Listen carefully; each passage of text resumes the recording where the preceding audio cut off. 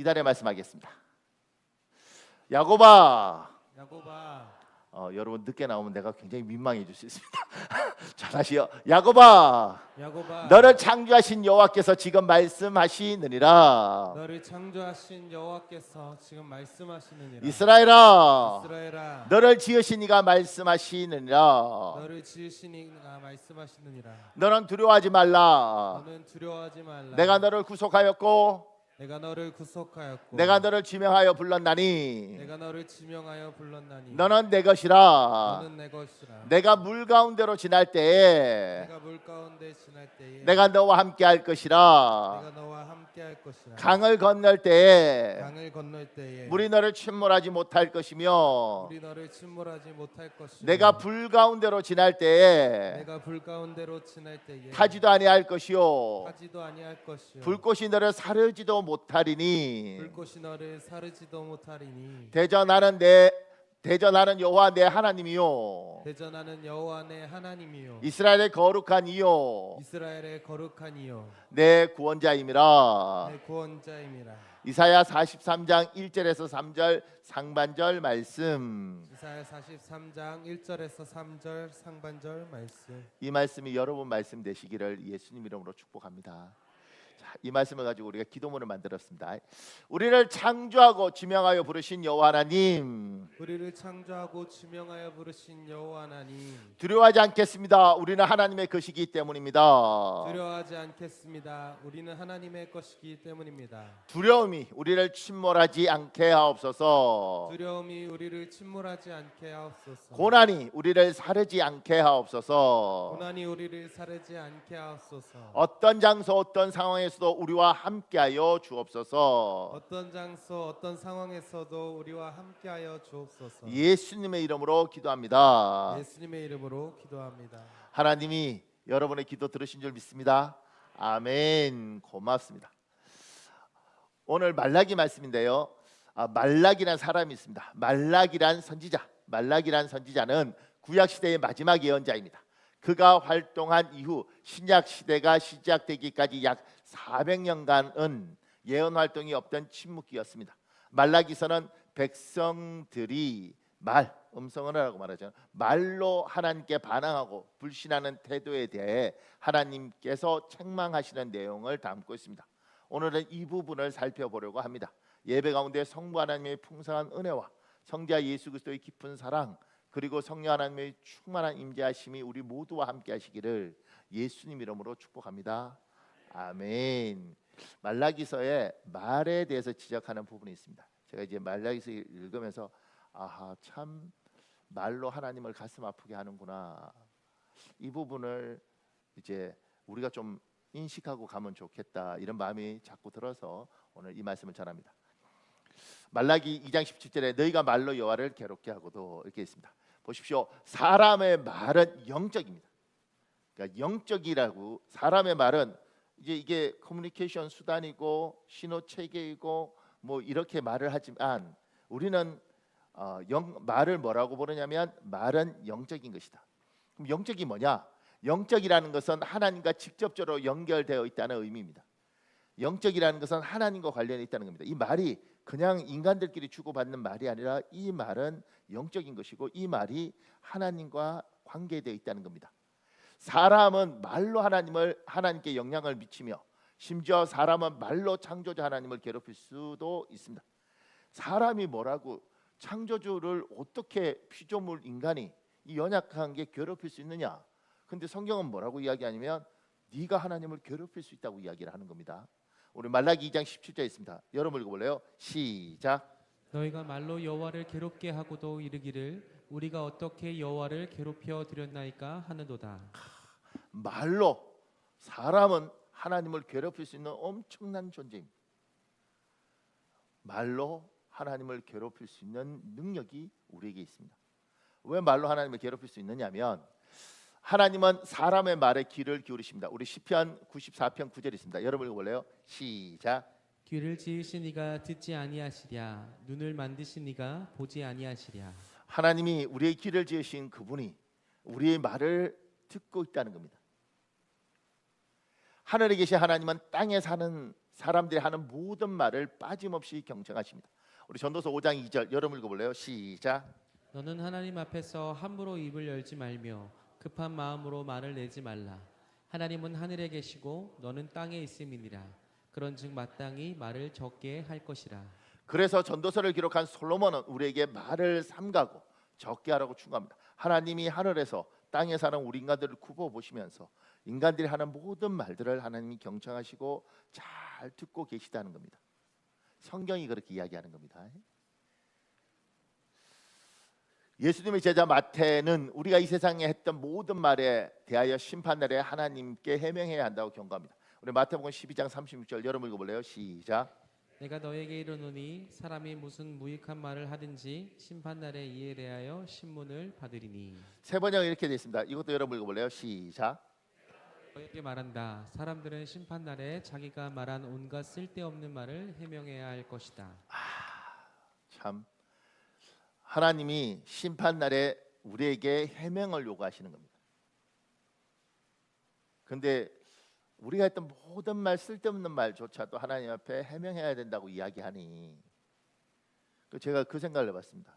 우리는 그냥 별 생각 없이 했던 말인데 나중에 마지막 날 하나님 앞에 섰을 때 하나님께서 얘야 너는 네가 그렇게 사랑하는 너의 아내한테 왜 그렇게 말을 했니? 이렇게 물으실 수 있다는 겁니다. 또 우리 아내들에게 이렇게 물을 수도 있죠.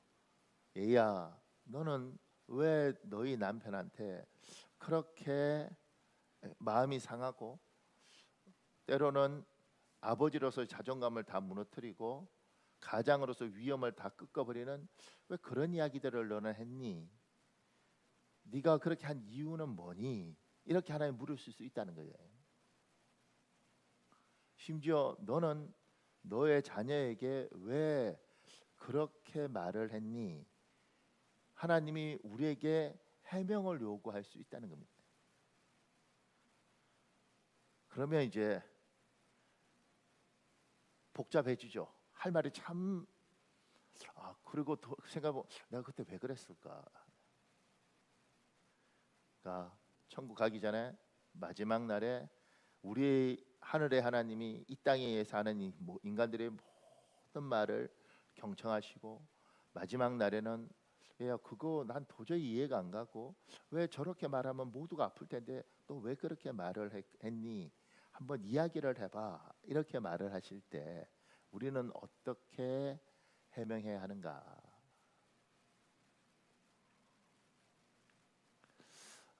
사람은 말로 하나님을 괴롭힐 수 있습니다. 우리 말라기 2장 17절에 있습니다. 여러분 읽어볼래요? 시작. 너희가 말로 여호와를 괴롭게 하고도 이르기를 우리가 어떻게 여호와를 괴롭혀 드렸나이까 하는도다. 이는 너희가 말하기를 모든 악을 행하는 자는 여호와의 눈에 좋게 보이며 그에게 기쁨이 된다 하며 또 말하기를 정의의 하나님이 어디 계시냐 함이니라. 보십시오. 이스라엘 백성이 모든 악을 행하는 자는 여호와의 눈에 좋게 보이며 그에게 기쁨이 된다. 이렇게 말을 하는 거예요. 정의의 하나님이 어디 계시냐? 이렇게 말을 하는 겁니다. 이렇게 말을 할 때 왜 이렇게 말을 하냐면 말라기 선지자가 활동하던 시대의 이스라엘 사람들은 악인이 번성하는 현실을 보면서 신앙적인 허무주의에 빠져 있었고 그들의 은혜는 냉소, 불신, 자조 등이 섞여 있었습니다. 그러니까 이스라엘이 지금 굉장히 힘들죠. 그 힘든 가운데 하나님이 어디 있냐고. 하나님이 아브라함과 뭐 이삭과 야곱의 하나님 그분이 어디 있냐고. 홍해 가르신 분이 있긴 한 거냐고. 이렇게 말을 할 때 이런 말들로 하나님을 괴롭히는 거죠.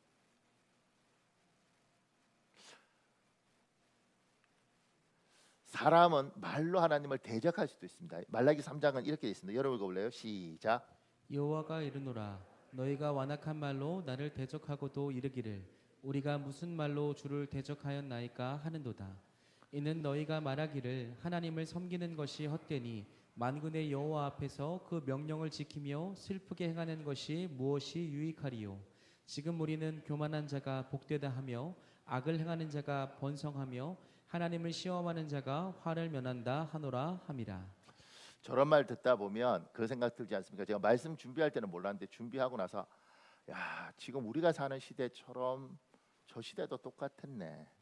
지금 시대에 하나님에 대한 조롱이 아주 그냥 옛날에는 이제 방송국에서 목사 교회 이렇게 못 건드렸습니다. 괜히 시끄러우니까. 그래서 이렇게 비판하거나 조롱하거나 이런 거 아예 그 연예인들한테 말하지 말라 그러죠. 개인의 종교 이야기도 하지 말고 이렇게. 근데 지금은 농담처럼 말을 하지만 그 농담처럼 하는 말들 속에 그리고 드라마 속에 하나님의 조롱, 교회에 대한 비하 정말 많습니다. 너희가 완악한 말로 나를 대적하고도 우리가 무슨 말로 주를 대적하였나이까. 어떤 말로 대적하냐면 하나님 섬기는 거 헛되다. 교만한 자가 복이다. 악을 행하는 자가 번성하고 하나님을 시험하는 자가 화를 면한다. 이렇게 조롱하는 세상인 거죠. 말로 하나님을 대적하고도라는 표현은 단순한 불평 수준을 넘었습니다. 이는 말로서 하나님을 강하게 반항하며 도가 지나치고 거센 말로 대항하는 것을 의미합니다. 그래서 하나님을 섬기는 것이 헛되다. 교만한 자가 복되다. 악을 행하는 자가 번성한다. 하나님을 시험하는 자가 화를 면한다. 는 말들이 바로 하나님을 대적하는 언어의 예입니다. 그러니까 인간의 말로 우리의 말을 경청하시고 계신 하나님께 괴롭히고 대적하고 모멸감을 주는 것들이 우리는 가능하다는 겁니다. 아무도 건드릴 수 없는 그 하나님을 우리는 괴롭힐 수 있다는 겁니다. 여러분이 말로 창조주를 괴롭힐 수 있는 엄청난 능력을 하나님 우리에게 준 거죠. 2009년도에 런던을 포함한 영국 전역에 아마도 신은 없습니다. 이젠 걱정하지 말고 인생을 즐기세요 라는 슬로건을 건 광고가 800대 이상의 버스에 붙여진 사실이 있습니다. 여기 호주로 넘어가서 호주에서는 주일 아침에 푹 자세요. 요걸 이제 버스 광고하려고 그러는데 제재당해서 이제 못했죠. 제가 요걸 사진을 가져왔습니다. 저게 영국의 2층 버스인데 저기 저렇게 적혀 있는 겁니다. There is probably no God. probably 아마도 요게 들어간 거죠. 저항을 좀 줄이기 위해서 아마도 하나님이 없는 것 같아. 그러니까 인생 즐겨. 그러니까 원래는 저 사람도 저거 빼버리고 싶었을 겁니다. 하나님 없다 이러고 싶었는데 그러지 않고 아마도 이렇게 넣은 거죠. 근데 이제 여기에 힘을 실어줬던 사람이 리차드 도킨슨이라고 이기적인 유전자로 쓴 책을 쓴 유명한 사람. 그 사람이고 저 옆에는 그 딸입니다. 그 딸은 티셔츠도 입었습니다. 여기에 아마도 하나님은 없습니다. 그러니까 인생을 즐기세요 이렇게. 그럼 제가 이제 드는 저게 이제 저걸로 끝난 게 아니고요. 스페인에 가서 스페인어로 저런 걸 이제 붙여놓고 사는 거죠. 하나님 없는 거 아마 하나님은 없습니다. 인생을 즐기세요 이렇게. 그러니까 제가 이제 드는 생각 중에 하나는 뭐냐면 그냥 안 믿으면 되지 뭐 저렇게까지 돈 써가면서 저렇게까지 살아야겠나? 굳이 저럴 필요까지 있나? 아니 자기 안 믿는 거 안 믿으면 되지. 사람들한테 믿지 마. 하나님 없어. 주일날 푹 자. 뭐 예배 드려. 이렇게까지 할 이유가 있나? 돈 들여서 버스 광고까지 하면서.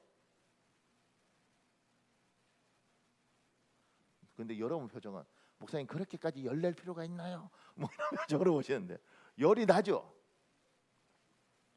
저게 그냥 우리는 저럴 수 있네가 아니라 말로 하나님을 괴롭히고 말로 하나님을 대적하고 이 세상 사람들이 그렇게 인생을 살고 있고 그걸 우리가 지금 목도하고 있는 세상에 우리가 살고 있습니다. 앞으로 더 심해지고 앞으로 더 팽배해질 세상에 우리가 살고 있습니다. 그 중에 세상이 저렇게 이야기할 때 우리는 하나님을 믿는 거죠. 여러분과 나는 어떻게 살아야 되느냐? 말라기 시대가 지금 시대와 똑같이 하나님을 조롱하고 말로 하나님을 대적하고 말로 하나님을 괴롭히는 세대에 살고 있는데 우리는 어떻게 해야 되는가? 여기까지 일단 먼저 합시다. 여기서 우리가 영적으로 정리해야 할 것이 있습니다. 사람의 말은 영적입니다. 영적이에요. 그냥 말이 아닙니다. 이는 하나님과 직접적인 관련이 있습니다. 둘째, 사람은 말로 하나님을 괴롭힐 수도 있고 대적할 수도 있습니다. 엄청난 능력을 우리가 가지고 있고 은혜에 있습니다. 셋째, 하늘에 계신 하나님은 땅 위의 모든 사람의 말을 경청하고 계십니다. 우리는 심판날에 내뱉는 모든 말에 대하여 해명해야 하므로 성경은 우리에게 말을 적게 하라고 권면합니다. 넷째, 낱말은 새가 듣고 반말은 쥐가 듣는다는 속담보다 더 정확한 것은 내가 하는 말을 하나님이 들으시고 사탄이 듣고 있고 내 자신이 듣고 내 주변의 사람이 듣습니다. 그냥 내 혼잣말 같지만 내 혼잣말이 아니라 이걸 뱉는 내가 내 말을 듣고 있고 이걸 뱉을 때 하늘에 계신 하나님께서 들으시고 심지어 사단도 듣고 있습니다. 그래서 사단은 이렇게 말하죠. 너 저번에 죽고 싶다 그러잖아. 빨리 죽어버려. 우리의 생각으로 우리에게 와서 말을 하죠. 내가 뱉는 말이 내 자신이 듣고 있다는 건 굉장히 충격적이지 않습니까? 나 같은 거 확 죽어버려야 돼. 그 말이 그냥 하는 말이 아니라 그 말을 하면서 내가 듣고 있는 겁니다. 내 인생은 지질이 복도 없지. 내가 듣고 있는 겁니다.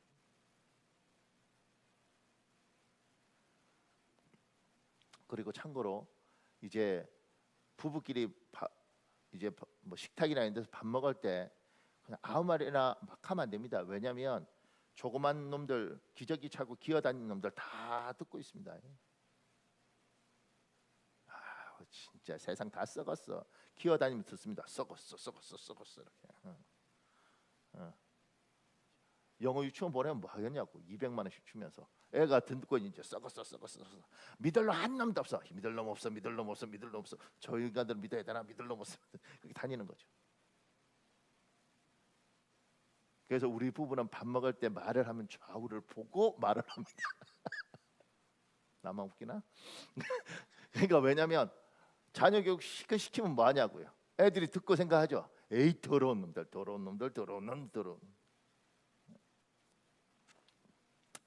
자, 보세요. 말라기 3장 16절에 이렇게 돼 있는데 사람은 말로 하나님을 괴롭히거나 대적할 수 있는 것처럼 그 말은 뭐예요? 반대도 가능하다는 거죠. 말로서 하나님을 기쁘게 하거나 영광을 돌릴 수도 있습니다. 하나님께서는 말로서 하나님을 기쁘시게 하거나 영광을 돌리는 사람의 이름을 하나님의 기념책에 기록해 두십니다. 성경이 이렇게 이야기하는 겁니다. 말라기 3장 16절 여러분 읽어볼래요? 시작. 그때 여호와를 경외하는 자들이 피차에 말하매 여호와께서 그것을 분명히 들으시고 여호와를 경외하는 자와 그 이름을 존중히 여기는 자를 위하여 여호와 앞에 있는 기념책에 기록하셨느니라. 쉬운 말씀에 이렇게 되어 있습니다. 여러분 읽어볼래요? 시작. 그때 주님을 두려워하는 사람들이 서로 주고받는 말을 주께서 귀담아 들으셨다. 그리고 주님 앞에 있는 두 두루마리의 책에 주님을 두려워하는 사람들의 이름과 주님의 이름을 존중하는 사람들의 이름이 기록되었다. 다른 성경은 말라기 3장 16절에 기념책에 기록하셨느니라 저걸 비망록에 기록하셨다 이렇게 되어 있습니다. 비망록이란 책 이름도 나오죠. 그러니까 하나님이 우리의 이야기를 잘 들으신다 그렇지 않습니까? 그리고 하늘에서 경청하시는데 그것이 하나님을 괴롭히고 대적하는 이야기도 있는데 그러지 않고 하나님을 두려워하고 하나님을 경외하는 사람들이 하나님에 대해서 하는 귀한 이야기들. 우리 하나님 진짜 대단하셔. 정말 내가 하나님 안 믿었으면 어떻게 이런 이야기를 하나님이 들으시고 사람들이 누군 날 대적하고 누군 나를 괴롭히는데 참 쟤는 나를 기쁘게 하고 나를 감격시키네. 쟤 누구지? 그리고 주님이 이름을 적어 두신다고 성경이 이야기하는 겁니다. 성경. 질문: 여러분의 이름을 하나님 적어 두셨을까요? 아니면 적어 두셨다가 에이 얘는 안 돼 이랬을까? 그냥 한번 좀 생각해 보는 거예요. 그냥 하나님이 우리 이야기 들어서 제가 박장로구나. 참 고마운 애네. 얘는 말로 참 나를 기쁘게 하네. 그렇게 하는가? 보세요. 말로서 하나님을 기쁘시게 하거나 영광을 돌린 신약의 대표적인 사람은 베드로 사도입니다. 베드로 사도에 대해서 좀 볼 텐데요. 베드로는 3번이나 말로서 예수님을 감격스럽게 합니다. 하나님께서는 베드로 이름을 하나님의 기념책에 기록하셨을 것입니다. 질문 항상 해야 됩니다. 나는 이름 있을까?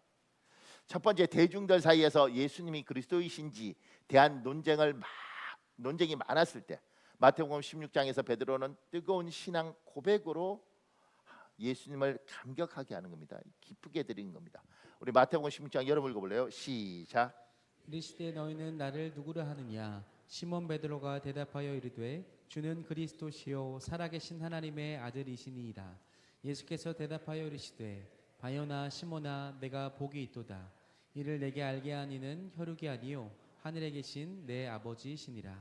보세요. 예수 그리스도께서 성부, 성자, 성령 하나님이셨던 성자 하나님께서 하늘 보좌에 계시다가 이 땅에 인간으로 오셨습니다. 그리고 우리를 위하여 안전뱅이도 눈뜨게 하고 소경도 눈뜨게 하고 안전뱅이도 일으키시고 그러면서 이 땅에서 이제 하나님이 사역을 하시죠. 그러면서 그 사역을 통해서 뭘 이야기하기를 원하시냐면 이분이 성자 하나님이네. 이분이 구세주고 메시아네. 이분이 그리스도네. 야, 하나님이시구나. 이 이야기를 주님은 말하기 전에 이들이 스스로 깨달아 알기를 기다렸습니다. 그리고 주님이 계속해서 사역들을 해 나가실 때 사람들이 수군거리죠. 누구야? 굉장한데? 뭐 엘리야인가? 선지자인가? 야, 대단한 사람인데? 누구야? 근데 아무도 성자 하나님이라고 이야기하지 않는 거죠. 그때 주께서 이제 말씀하시는 거죠. 너희는, 쟤들은 잘 모르고 너희들은 내하고 같이 있는데 너희들은 나를 누구라 하느냐 이렇게 묻죠. 그때 시몬 베드로가 성격도 급하고 그리고 기질도 적극적인 시몬 베드로라고 이야기하는 거예요. 주는 그리스도요 살아계신 하나님의 아들입니다. 당신이 하나님이십니다. 당신이 메시아입니다. 당신 외에는 우리를 구원할 자가 없습니다. 이 고백을 주님이 정말 듣고 싶어하는 그 고백을 베드로가 주님 앞에서 탁 하는 겁니다. 그때 주께서 17절에 예수께서 바요나 시몬아 네가 복이 있다. 정말 하나님이 너한테 알게 하셨구나. 그리고 감격하시는 거죠. 뜨거운 신앙 고백, 그 고백이 하나님을 감격하게 하는 겁니다. 그분을 기쁘시게 하는 겁니다. 여러분에게 하나님에 대한 뜨거운 신앙 고백이 있습니까? 주님 들으시거든요.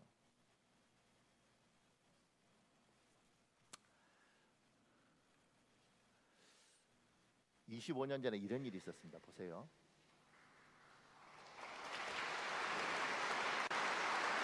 (3분) 정도 돼요. (3분)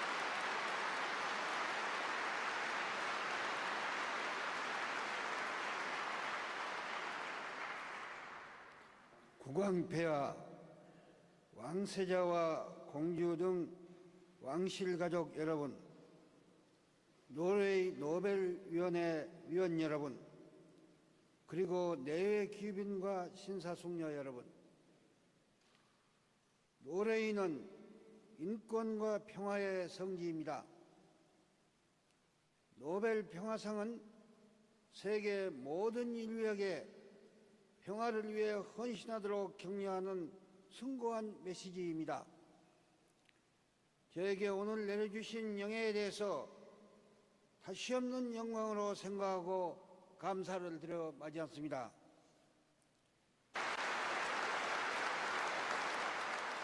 존경하는 국왕폐하 그리고 신사숙녀 여러분,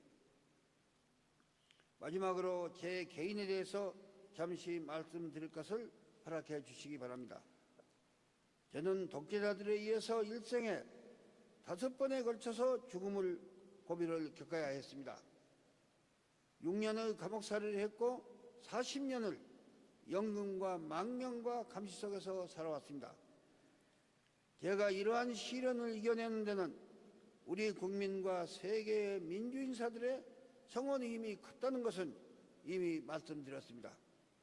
동시에 제 개인적인 이유도 있습니다. 첫째, 저는 하느님이 언제나 저와 함께 계신다는 믿음 속에 살아오고 있으며 저는 이를 실제로 체험했습니다. 1973년 8월 일본 도쿄에서 망명 생활을 하고 있을 당시 저는 한국 군사정부의 정보기관에 의해서 납치되었습니다. 전 세계가 이 긴급 뉴스에 경악하였습니다.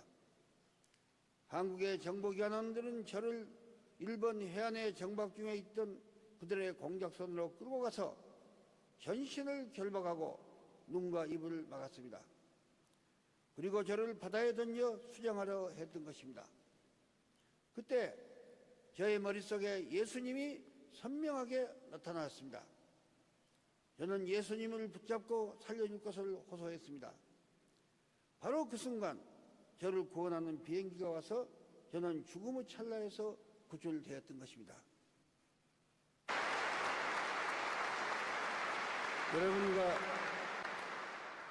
여러분과 세계 모든 민주인사들의 앞으로도 더한 층의 성원과 편달을 바람하지 않습니다. 감사합니다.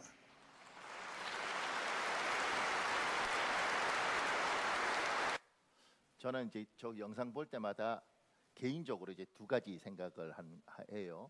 하나는 때 저렇게 하실 때 제가 이스라엘에 살았는데 전쟁 나면서 지금 저런 전쟁이 늘 거기는 있습니다.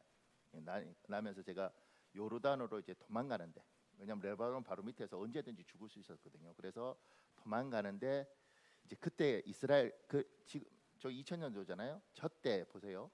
우리나라가 얼마나 비참한 나라였냐면 이스라엘에서 너 어느 나라 사람이냐 그러면 코리안이다 이렇게 말을 하면 몰라요. 코리안이 어딘지. 그러니까 2000년도잖아요. 저 때 몰라요. 그래서 내가 아니 어떻게 우리나라를 몰라? 1988년 서울 올림픽 몰라요. 제가 굉장히 놀랐죠. 몰라 이걸? 올림픽 몰라요.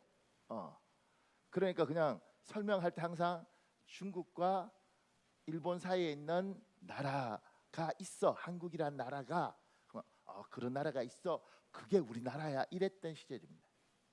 더 비참한 건 뭐냐면 그때 삼성이 거기서 이제 뭘 팔고 있었는데 삼성전자가 삼성이라고 발음하지 않습니다. 절대 샤무숑 이렇게 발음합니다.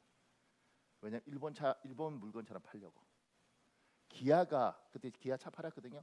기아가 절대 기아라고 발음하지 않습니다. 가야 이렇게 이야기합니다. 현대가 현대라고 발음하지 않습니다. 튠다이 이렇게 이야기합니다. 왜냐면 일본 찬주 알아야 사주기 때문에 일본 것처럼 해서 그게 2000년도. 그러니까 제가 이스라엘에 있으면서 얼마나 비참한지 몰라요. 그런데 그것도 전쟁 나서 도망가는 거 더 비참하잖아요. 근데 그래서 요르단으로 도망갈 때 요르단 국경에서 요르단 국경 수비대가 제 여권 보고 너 한국 사람이야? 그래서 내가 한국 사람이야. 하도 자존감이 낮으니까 한국 사람이야. 근데 축하해. 그래서 내가 아니 뭘 축하해? 너희 나라 대통령 노벨 평화상 받았어. 와 진짜 축하해. 그때 저는 김대중 대통령 잘 몰라요. 개인적으로 그때 진짜 고맙더라고. 진짜 왜난 자존감 너무 낮은데 고맙고 그 사람이 야 너희 대단해 이렇게 하니까 그때 하나 또 하나는 지금 이제 저 이야기를 저분이 이제 인터뷰를 옛날에 여러 부분의 인터뷰를 하셨거든요. 근데 자기 인생에서 가장 영화로운 노벨 평화상 받는 그 식장에서 저 이야기를 안 하셔도 되는 거거든요. 다 하고 마지막에 개인적인 것.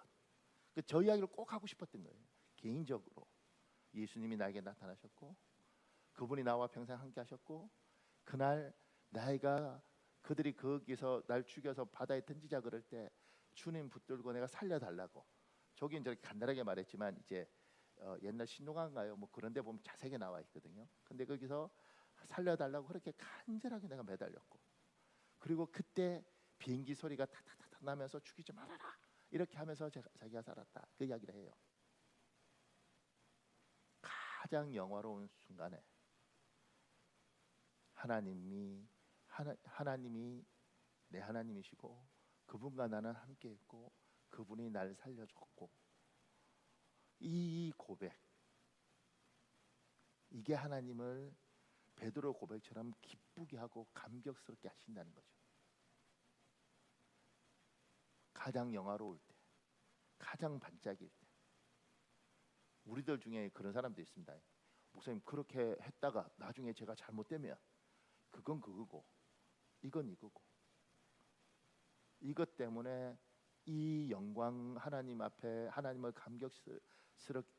감격시킬 수 있는 기회를 놓치지 말아라. 하나님 살아계십니다. 이 고백. 저는 참 고맙더라고요. 저 때 분명히 뭐 노벨 평화상 전 세계 상이니까 분명히 힌두교들도 있고 불교도들도 있고 저들한테 저항이 심할 텐데 그럼에도 불구하고 우리 하나님 앞에서 하나님이 살아계시다는 것을 반드시 이야기하는 하나님을 감격시키는 거죠. 두 번째, 요한복음 6장에서 예수님께서 생명의 떡에 관해 말씀하셨을 때 많은 제자가 그 말씀을 듣고 예수님을 떠나갔을 때입니다. 그때 예수님께서 12제자에게 너희도 가려느냐고 물으시자 베드로는 예수님에 대한 절대적 신뢰의 말로 표현하며 예수님을 감격하게 합니다. 예수님 제자 많았습니다. 그 제자가 많았는데 그 제자들 중에 제자예요. 그냥 지나가던 사람들이 아니고 그들 중에 주님 떠난 사람 많습니다. 주님이 12제자에게 묻는 거죠. 너희도 또 갈래? 여러분 읽어볼래요? 요한복음 6장 시작. 그때부터 그의 제자 중에서 많은 사람이 떠나가고 다시 그와 함께 다니지 아니하더라. 예수께서 12제자에게 이르시되 너희도 가려느냐? 시몬 베드로가 대답하여 주여 영생의 말씀이 주께 있사오니 우리가 누구에게로 가오리이까? 우리가 주는 하나님의 거룩하신 자이신 줄 믿고 알았사옵나이다. 주님 앞에 왔다가 주님 버린 사람 많다니까요. 여러분과 제가 어떻게 하나님을 버려 그러지만 하나님 버린 사람 많습니다. 심지어 제자들인데 하나님을 버려요. 주님 말씀하시죠. 너희도 갈래? 그때 베드로가 영생의 말씀이 여기 있는데 주님 내가 누구한테 갑니까? 우리 절대 하나님 떠나지 않습니다. 우리 절대 하나님 배신하지 않습니다. 배신할 때 배신하더라도 내 마음의 중심은 절대 나는 하나님 떠날 수 없습니다. 저 고백이 하나님을 감격시키고 하나님을 기쁘게 해드리는 거죠.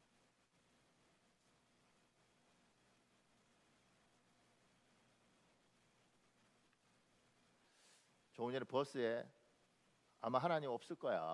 그러니까 푹 쉬어. 주일날은 푹 자. 이랬을 때 반대급부가 생겼어요. 버스에 저런 거 하나님은 존재하십니다. 하나님은 죽지 않았습니다. 이런 걸 또 돈 주고 그 광고로 돌리는 또 다른 세력들이 있는 거죠. 세상에 하나님 없다고 이야기할 때 여러분과 내가 하나님 살아계십니다.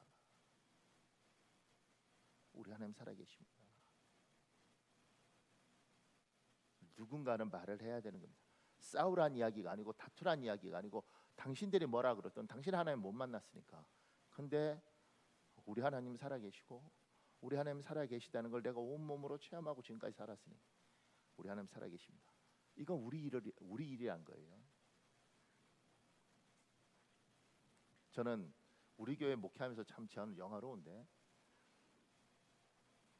오래됐어요. 벌써 한 10여 년 됐을 거예요. 그때 이제 우리 교회 집사님 중에 이제 딸 둘, 아들 하나 이렇게 두 분이 있었는데 둘째 딸이 하나님 안 믿는 거예요. 근데 아버지가 딸한테 그러는 거예요. 제 눈앞에서 얘야 나도 하나님을 안 믿어서 원래 그런데 하나님 살아계시더라. 다 큰 딸이 아버지가 말한다고 듣겠냐고요. 그런데 아버지가 참 진지하게 딸에게 하나님 아빠도 안 믿어졌어. 그런데 하나님 살아계시다. 이렇게 말을 할 때 제가 참 내가 복받은 목사구나. 그리고 그 딸과 사이는 열심히 교회 다닙니다. 이 고백 하나님 살아계셔. 여러분들이 여러분의 자녀들에게 반드시 해야 될 고백 하나님은 살아계셔. 아빠가 술을 먹고 담배를 피고 때로는 못난 짓을 하지만 내가 못나서 그런 것이고 하나님은 살아계셔. 미안하다 딸 아빠가 못났어. 엄마가 참 성격이 안 좋아. 나도 알아. 고치려고 노력하는데 잘 안 돼. 그런데 그건 그거고 하나님 살아계셔. 이건 명확히 해야 되는 거죠. 그리고 우리들이 세상을 떠났을 때 우리 자녀들이 이렇게 말하는 거예요. 내가 하나님을 만나지는 못했지만 우리 엄마가 하나님은 살아계시대. 우리 아버지가 하나님은 살아계시대. 그분이 하나님을 만났대. 아이가 아버지의 신앙, 엄마의 신앙을 부정할 수 없고, 언젠가 힘들 때 아버지의 하나님, 엄마의 하나님을 내 하나님 되게 해달라고 고백하는 그 일들을 위해서 여러분은 분명히 이야기해야 되는 겁니다. 얘야 하나님 살아계셔.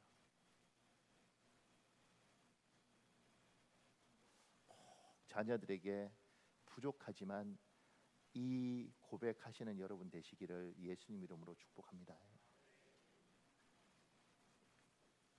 세 번째, 요한복음 21장에서 부활하신 예수님께 진심을 다한 사랑을 고백하며 예수님을 감격하게 합니다. 베드로가 예수님한테 사랑한다고 고백합니다. 우리 요한복음 21장인데 여러분 읽어볼래요? 시작. 예수께서 시몬 베드로에게 이르시되 요한의 아들 시몬아 내가 이 사람들보다 나를 더 사랑하느냐 하시니 이르되 주님 그러하나이다.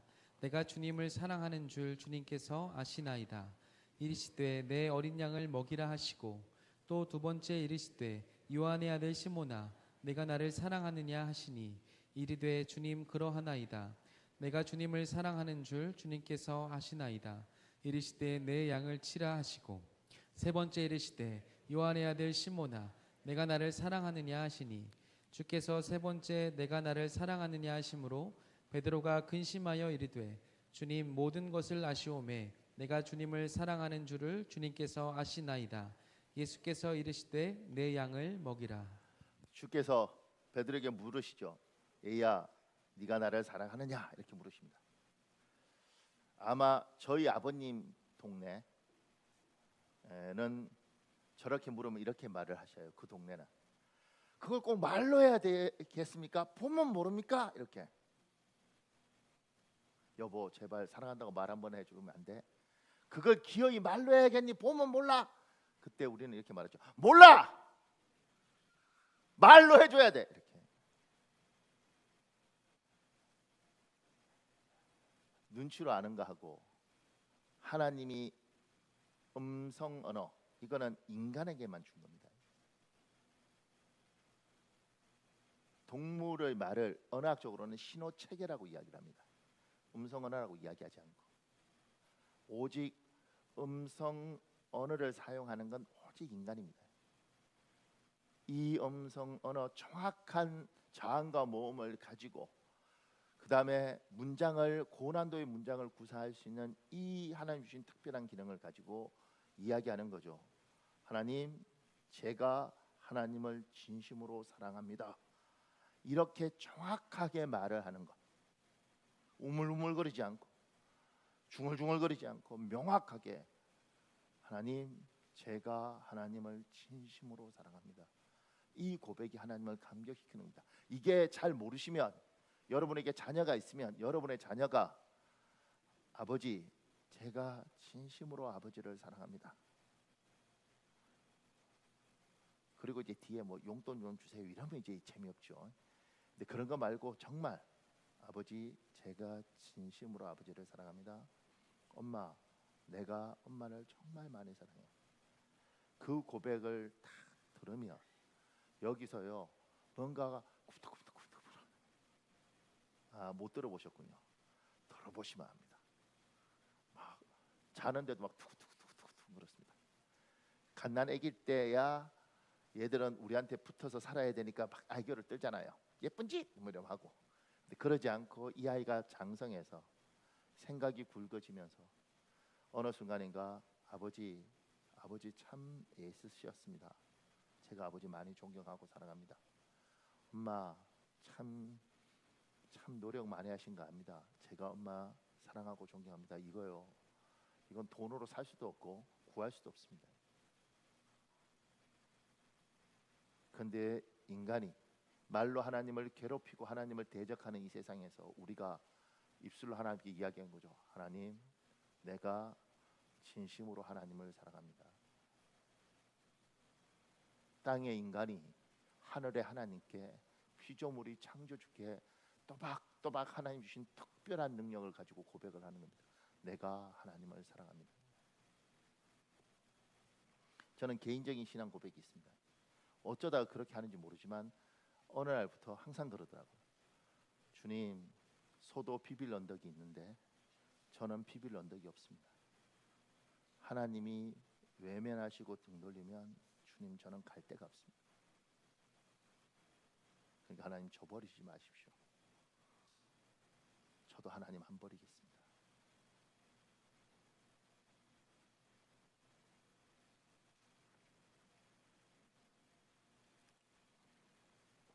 마지막으로요. 시편은 감사하는 말로서 그리고 노래에서 하나님을 기쁘시게 하거나 심지어 높여드릴 수 있다고 말합니다. 우리 시편 50편 23절인데 여러분 읽어볼래요? 시작.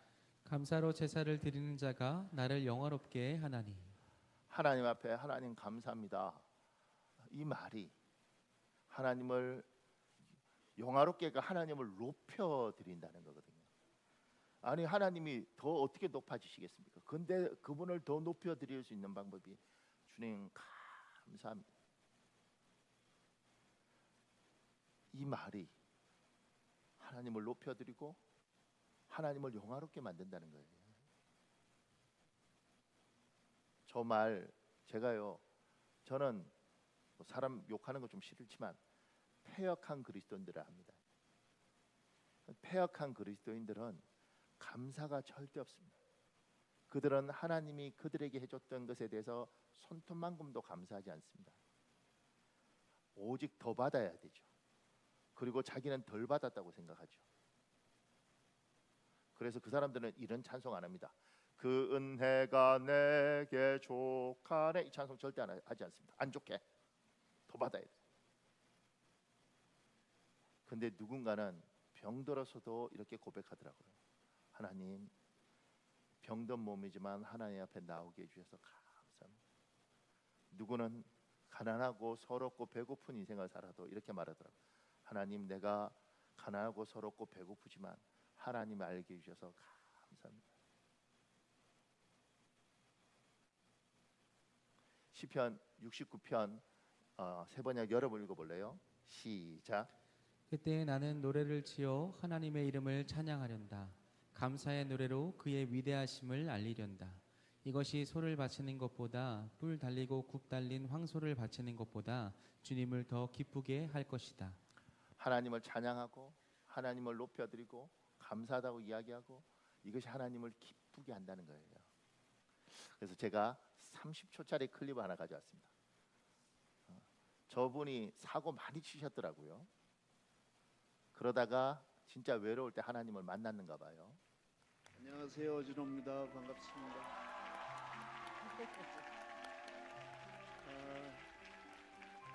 일단 저는 하나님께 영광 돌리겠습니다. 하나님 감사드립니다. 오늘도 이렇게 기적을 베풀어 주시네요.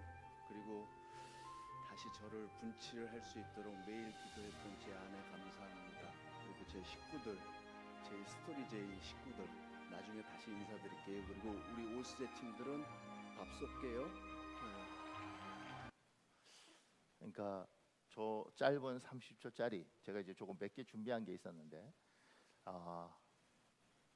가장 영화로울 때 하나님 앞에 하나님 감사합니다. 이게 하나님을 기쁘게 한다는 거예요. 그래서 여기서 정리하고 우리 기도합시다. 여기서 영적으로 정리할 내용이 있습니다. 첫째, 사람은 말로서 하나님을 기쁘게 하거나 높여드릴 수 있습니다. 이런 사람의 이름을 하나님께서 기념책에 기록해 두십니다. 여러분의 이름이 있기를 예수님 이름으로 축복합니다. 둘째, 베드로 사도는 말로서 하나님을 3번이나 감격하게 한 대표적인 인물입니다. 참고로 구약과 신약 성경 곳곳에는 베드로처럼 말로서 하나님을 감격하게 한 사람이 많습니다. 셋째, 말로서 하나님께 감사를 표현하는 사람이 하나님을 기쁘시게 하고 영화롭게 합니다. 하나님도 반드시 그 사람을 기쁘게 해 주시고 높여 주실 줄 믿습니다. 하나님, 저는 하나님 여러분 높여 줬으면 좋겠습니다. 하나님 높여 드리십시오. 이 시간 우리 찬송하고 기도하겠습니다.